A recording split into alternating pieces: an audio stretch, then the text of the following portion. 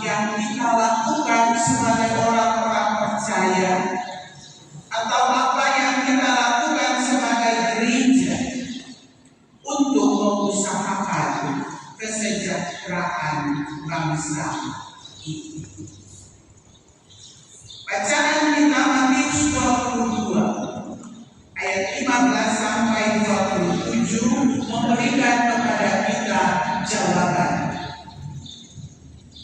Kita tahu bersama bahwa bagian bacaan kita ini menceritakan tentang usaha dari orang-orang Farisi dan orang-orang Herodian untuk menjebak Yesus melalui pertanyaan tentang pajak kepada Kaisar.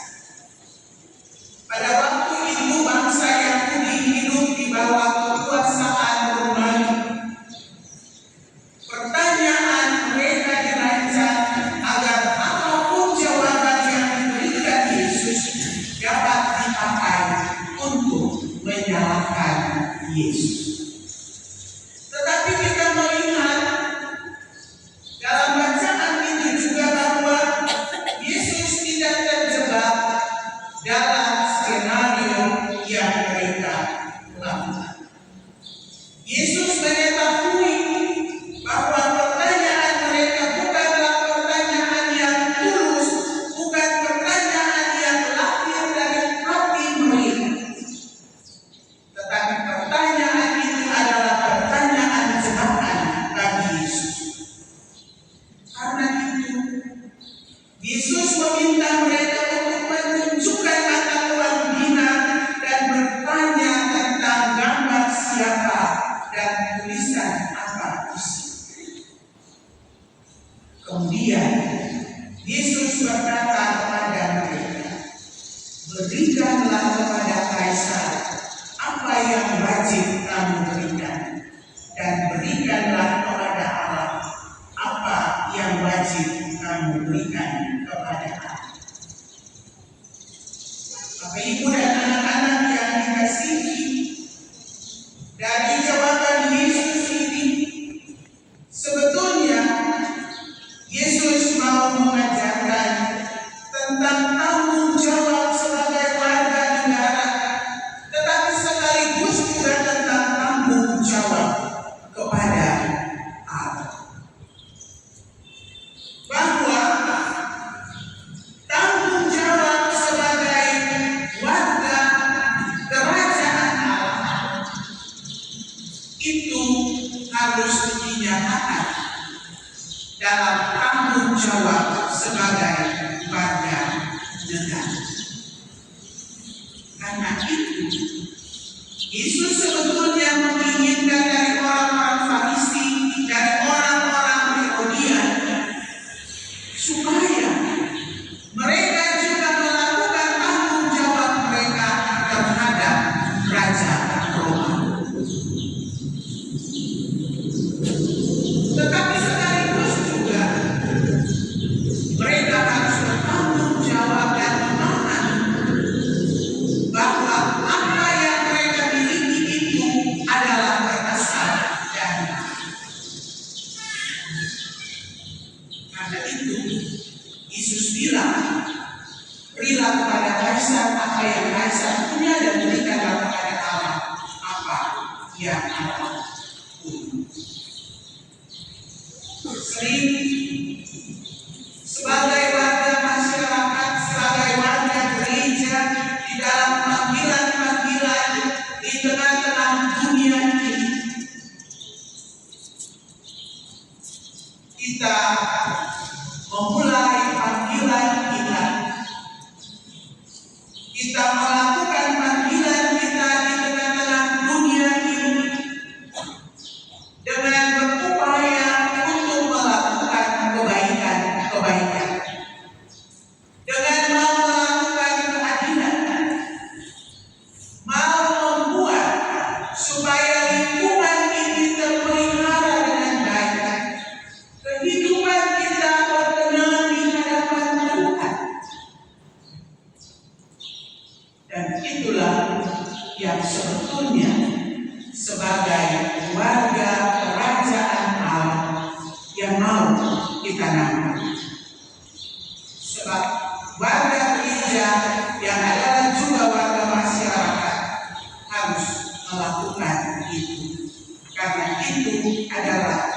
wujud dari iman kita, percaya kita kepada Yesus Kristus.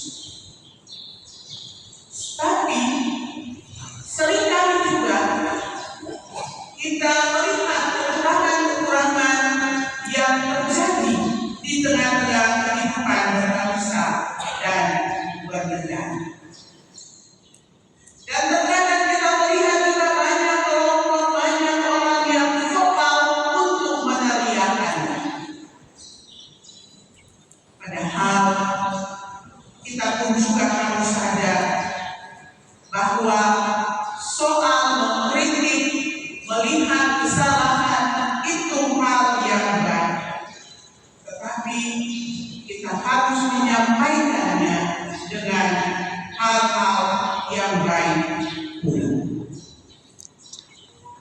Tema kita, Gereja Tekun mengusahakan kesejahteraan bangsa.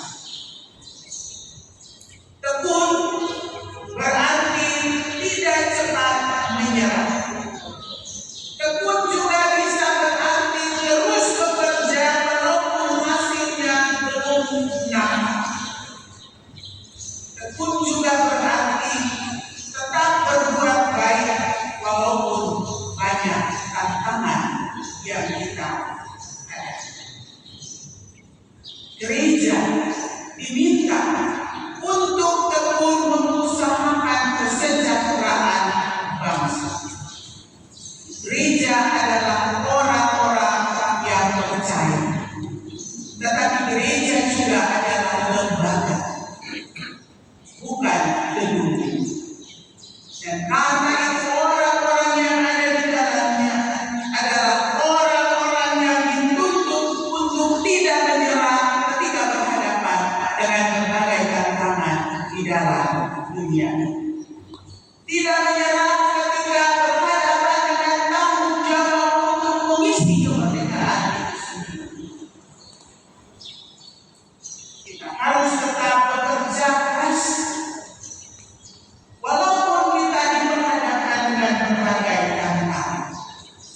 Kita harus melakukan panggilan kita sebagai gereja di tengah-tengah dunia ini.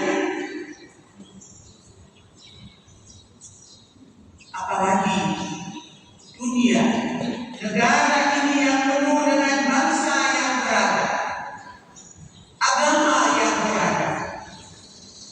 Tanggung jawab kita untuk menjadikan negara ini sebagai tempat di mana kasih, persaudaraan, perdamaian juga dibangun.